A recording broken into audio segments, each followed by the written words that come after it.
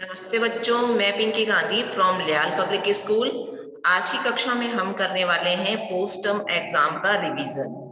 जैसे कि आपको फिर से बता दूं कि पोस्ट टर्म एग्जाम में हमारे हिंदी 1 में आने वाले हैं पार्ट 6 मेलजोल का सबक, पार्ट 7 आजादी की रोटी, और हिंदी व्याकरण में आने वाला है हमारा पार्ट 6 संज्ञा और पार्ट 9 सर्वनाम, और उसी के साथ लिंग वचन विलोम पर्यायवाची, कहानी और संवाद।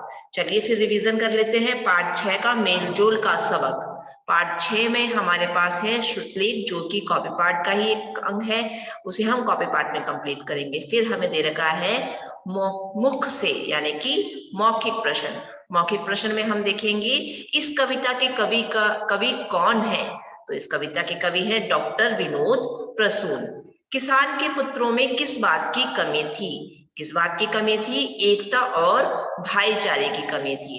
बूढ़े किसान को नींद क्यों नहीं आती थी? क्यों नहीं आती थी उसे नींद? अपने पुत्रों की चिंता उसको सताती रहती थी, इसीलिए उसको नींद नहीं आती थी।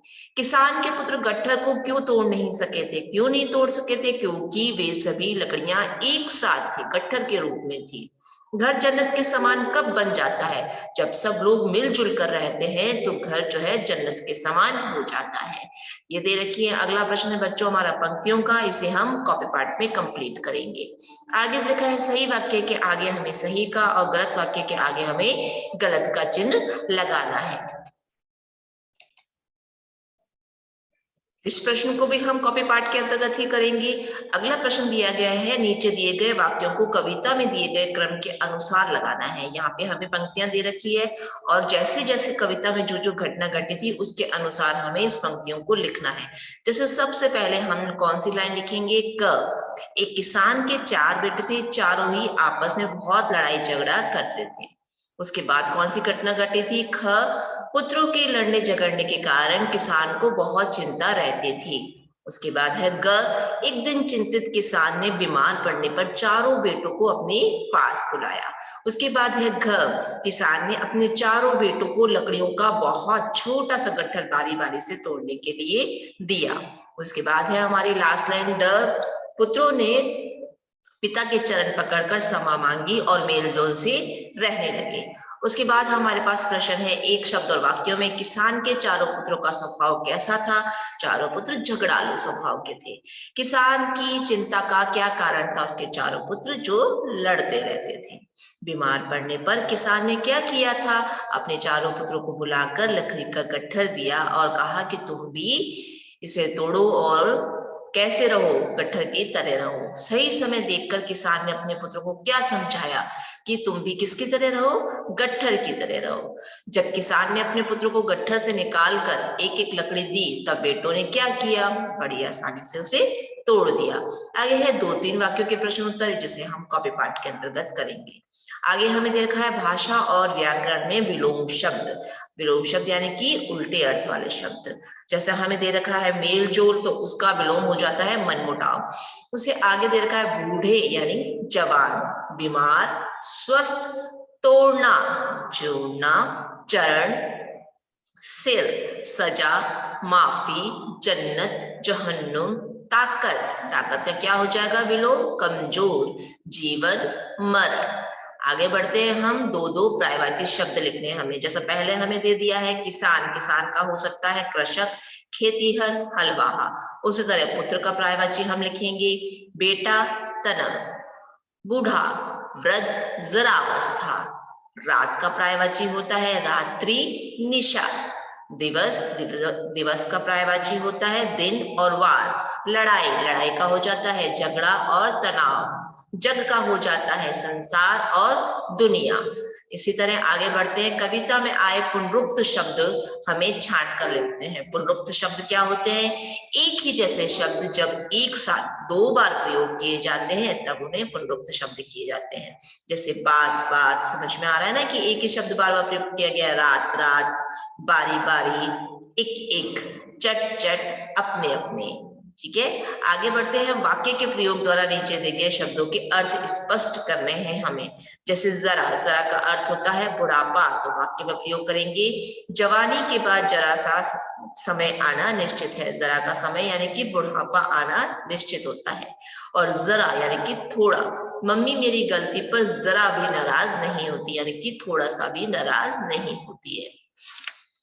इसी तरह आगे बढ़ते हैं भाववाचक संज्ञा की ओर। भाववाचक संज्ञा क्या होती है? किसी गुण, भाव, अवस्था, स्थिति आदि के नाम को क्या कहते हैं? भाववाचक संज्ञा कहते हैं, जिसे हम अनुभव कर सकते हैं। जैसे मिठास, चिंता, बचपन, हरियाली।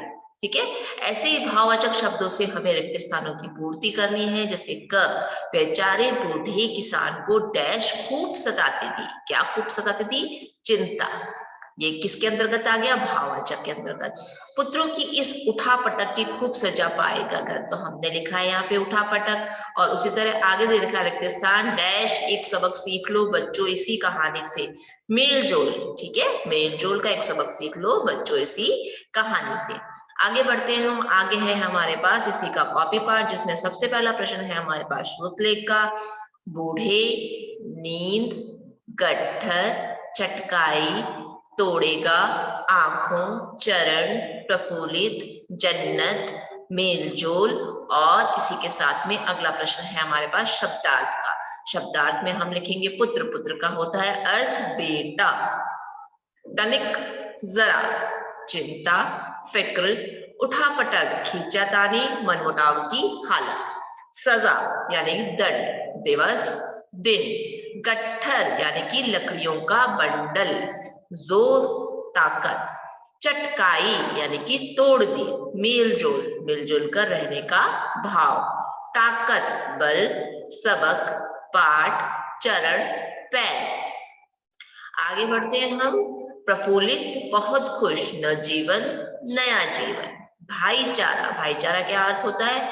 बंधुत्व या भाई के समान हितैषी होने का भाव, यानी कि जो हमारा अच्छा सोचता है उसकी तरह का भाव। हमारा अच्छा हमारा भाई सोचता है, तो यहाँ बंधुत्व यानी कि भाईचारे से अर्थ हो गया। जग, संसार, न्यारी, अनोखी, जन्नत, स्वर्ग।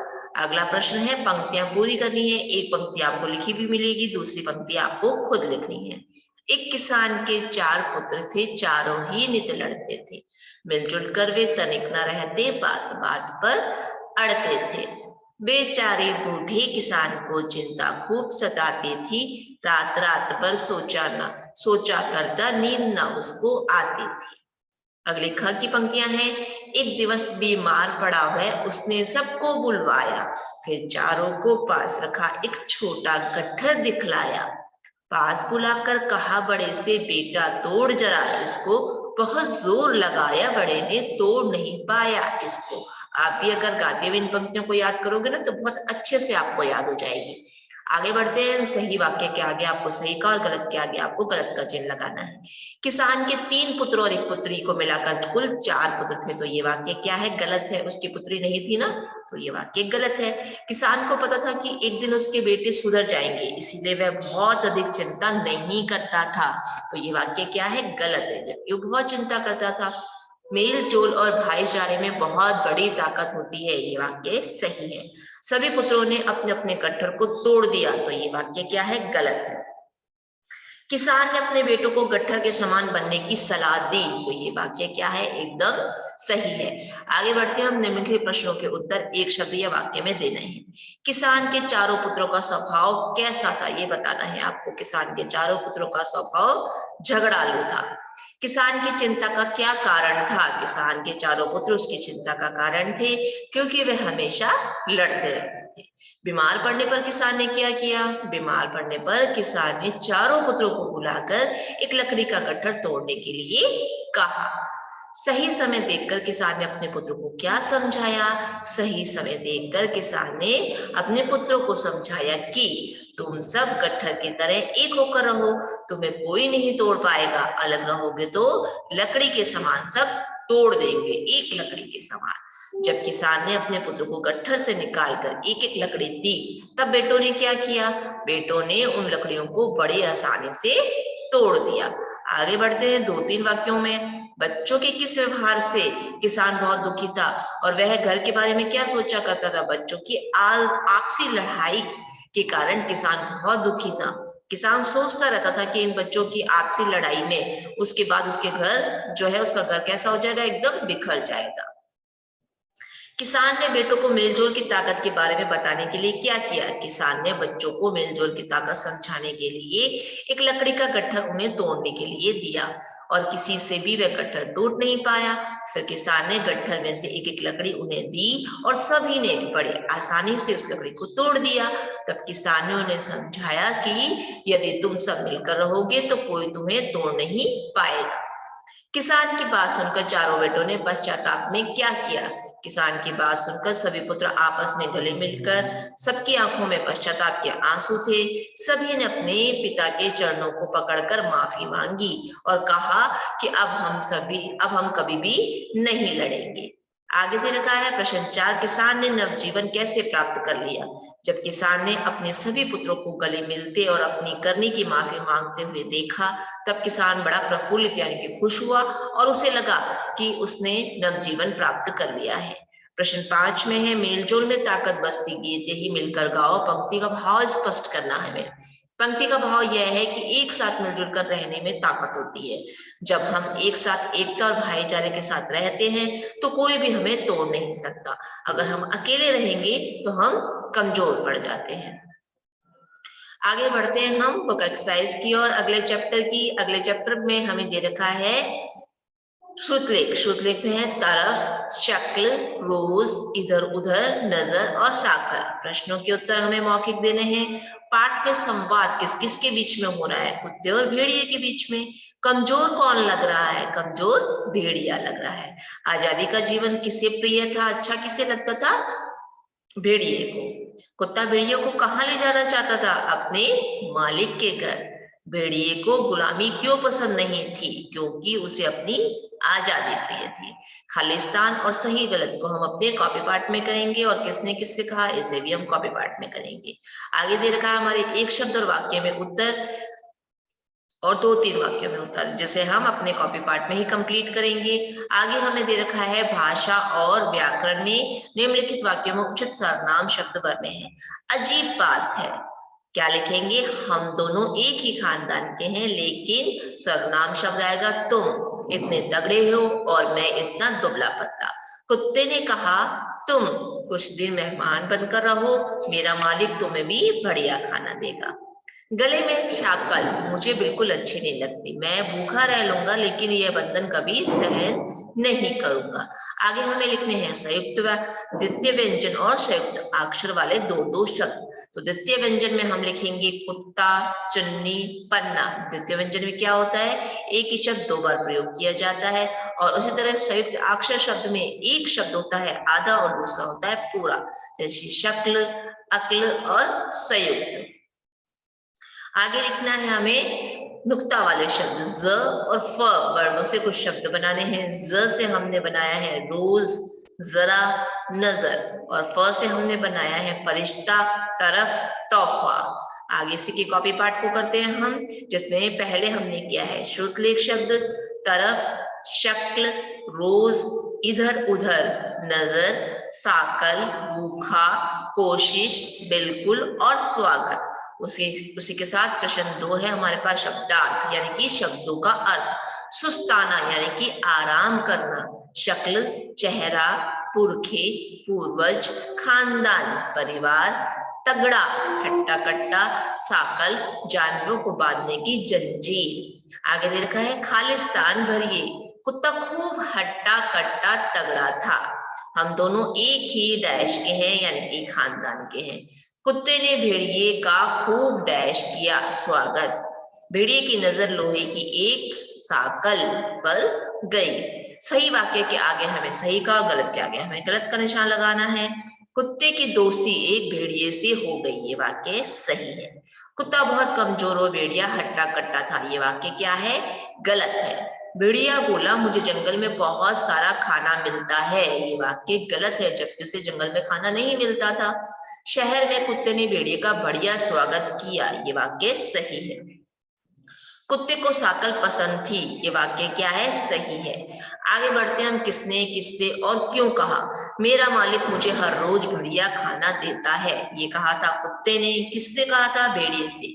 क्यों कहा था? क्योंकि भेड़िया खाना न मिलने के कारण बहुत कमजोर हो गया था और उसने एक दोस्त होने के कारण उससे कहा था।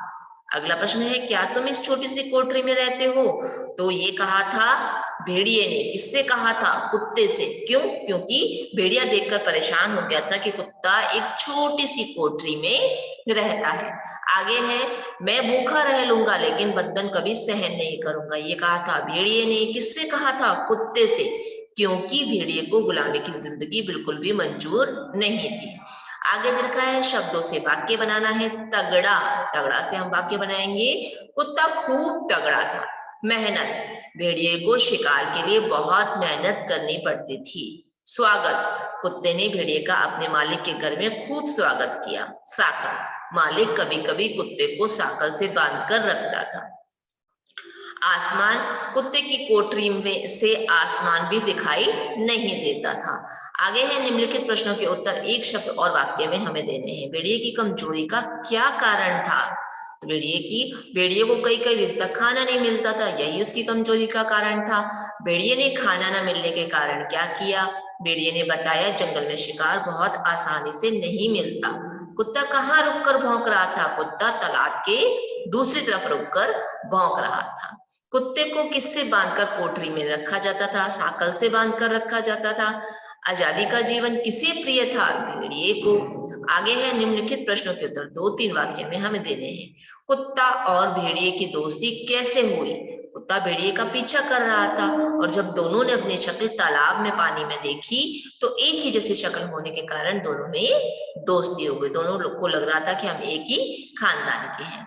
कुत्ता हट्टा कट्टा क्यों था? क्योंकि वह एक पालतू कुत्ता था और उसे अपने खाने के लिए संघर्ष यानी मेहनत नहीं करनी पड़ती थी। कुत्ते ने भेड़िए को कोठरी में रहने का क्या कारण था?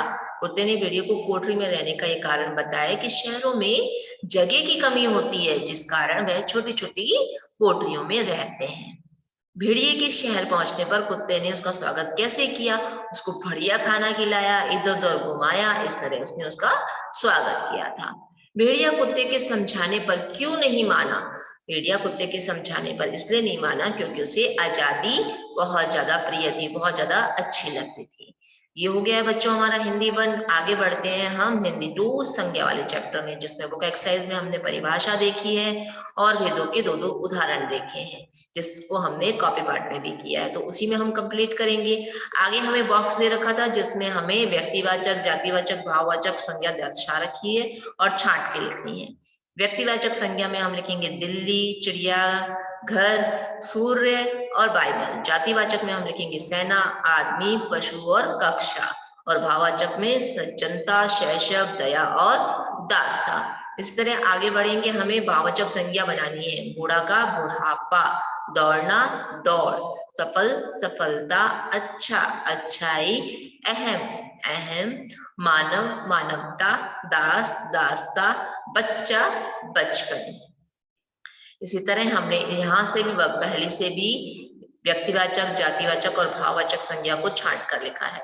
संज्ञा के भेद होते हैं 3। भाववाचक संज्ञा होती है क और ख दोनों। जातिवाचक संज्ञा किसका बोध करवाती है? पूरे समूह और जाति का। भाववाचक संज्ञा को केवल अनुभव कर सकते हैं, एकदम सही है। और व्यक्तिवाचक संज्ञा शब्द किसी विशिष्ट नाम का बोध करवाते हैं, तो ये भी एकदम सही है। संज्ञा के 4 भेद होते हैं, गलत है ना, संज्ञा के 3 भेद होते हैं। आगे चलते हैं हम इसके कॉपी पार्ट को, जिसमें सबसे पहला प्रश्न हमने किया था, संज्ञा किसे कहते हैं? उदाहरण सहित बताना है। किसी व्यक्ति, वस्तु, स्थान, प्राणी या भाव के नाम को संज्ञा कहते हैं, जैसे शेर, कमला, सीमा, पहाड़, ताजमहल, प्यार, भलाई आदि। संज्ञा के 3 भेद होते हैं, व्यक्तिवाचक संज्ञा, जातिवाचक संज्ञा और भाववाचक संज्ञा। उदाहरण भी हमने इसी के साथ में दे दिए हैं। उसी तरह खालिस्तान में हम लिखेंगे संज्ञा के 3 भेद होते हैं। जातिवाचक संज्ञा पूरे समूह और जाति का बोध करवाती है। भाववाचक संज्ञा को केवल अनुभव कर सकते हैं। कृष्ण और सुदामा में गहरी मित्रता थी। उसी तरह हमने भाववाचक संज्ञा में इन शब्दों को बदला है, जो कि हमने बुक एक्सरसाइज में किया था। अगला है हमारे पास सर्वनाम वाला चैप्टर। सर्वनाम की परिभाषा उदाहरण सहित हमें देनी है। संख्या के स्थान पर प्रयोग किए जाने वाले शब्दों को सर्वनाम कहते हैं, जैसे यह, वह, इसका, इसकी, कौन, क्या आदि। और सर्वनाम के भेद होते हैं 6। पुरुषवाचक सर्वनाम जैसे मैं, तुम। निश्चयवाचक सर्वनाम यह, वह। अनिश्चयवाचक सर्वनाम जैसे किसी, कोई। संबंधवाचक सर्वनाम जैसे जिसने, वह, जैसा, वैसा। प्रश्नवाचक सर्वनाम यानी कि कौन और किसे। निजवाचक सर्वनाम यानी स्वयं और अपने आप। निम्न वाक्यों में सही सर्वनाम शब्दों का प्रयोग करके हमें वाक्यों को दोबारा लिखना है। मेरे को घर जल्दी जाना है यानी कि मुझे घर जल्दी जाना है। तेरे को प्रधानाचार्य ने बुलाया है यानी कि तुम्हें प्रधानाचार्य ने बुलाया है। वह ने मेरी पुस्तक नहीं दी, तो हम इसको सर्वनाम शब्द लिखेंगे, उसने मेरी पुस्तक नहीं दी। हमको बाजार जाना है यानी कि हमें बाजार जाना है। आगे करेंगे हमारा अगला है संवाद। खेलकूद प्रतियोगिता पर लिखे गए संवाद को पूरा करना है। जुनैद, रीता, क्या तुम भी विद्यालय के सांस्कृतिक कार्यक्रम में भाग ले रही हो? रीता कहती है, हाँ, मैं तो इस बार गायन में भाग ले रही हूँ। जुनैद, बहुत अच्छा, लेकिन मैं तो इस वर्ष खेलकूद प्रतियोगिता में भाग ले रहा हूँ। रीता, वाह, तुम इस बार जीत हासिल करो। जुनैद कहता है, हाँ, मेरी माँ कहती है कि पढ़ाई के साथ साथ हमें खेलों पर भी ध्यान देना चाहिए। रीता, अच्छा, मेरी माँ ने भी मुझे गाना सिखाया है, इसीलिए प्रतियोगिता में भाग लेने का साहस यानी कि हिम्मत कर रही हूँ। आगे हम लिखेंगे कहानी किसान उसके 4 बेटे। एक किसान के 4 बेटे थे, चारों हमेशा लड़ते रहते थे, बात बात पर अड़ते रहते थे। किसान को चिंता के कारण रात भर नींद नहीं आती थी। एक बार जब वह बीमार पड़ा तो उसने चारों बेटों को अपने पास बुलाया और एक लकड़ी के गट्ठर को तोड़ने के लिए कहा। चारों में से कोई भी उसे तोड़ नहीं पाया। फिर उसने उसमें से एक एक लकड़ी को चारों को दिया और तोड़ने के लिए कहा। तब चारों ने उस लकड़ी को आसानी से तोड़ दिया। अब किसान ने अपने बेटों को समझाया कि यदि तुम भी गट्ठर की तरह मिलकर रहोगे तो तुम्हें भी कोई भी नुकसान नहीं पहुंचा पाएगा। किसान की बात सुनकर चारों बेटे रोते हुए एक दूसरे के गले मिलने लगे और अपने पिता के चरणों में पैरों में गिर पड़े। अब किसान बहुत खुश हुआ, उसे नया जीवन मिल गया था, क्योंकि उसके चारों पुत्र उसकी बात को समझ गए थे। शिक्षा हम लिखेंगे, एकता में शक्ति होती है। आगे हमें दे रखा है लिंग बदलो।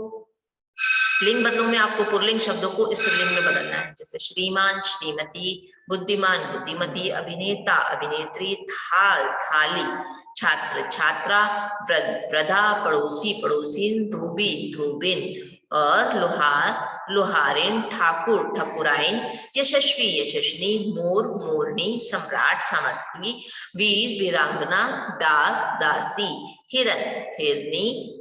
आगे हम करेंगे वचन यानी एक वचन शब्दों को बहुवचन में बदलना होता है। थाली, थालियां, बीमारी, बीमारियां, बेटा, बेटे, डिब्बा, डिब्बे, लौटा, लोटा, लोटे, रास्ता, रास्ते, तोता, तोते, कमरा, कमरे, चूहा, चूहे, थैला, थैले, रात, रातें, चादर, चादरें, पुस्तक, पुस्तकें, तस्वीर, तस्वीरें, कविता, कविताएं, माता, माताएं, अध्यापक, अध्यापिका, अध्यापिकाएं, सेना, सेनाएं, चिड़िया, चिड़ियाएं, लुटिया, लुटियाएं।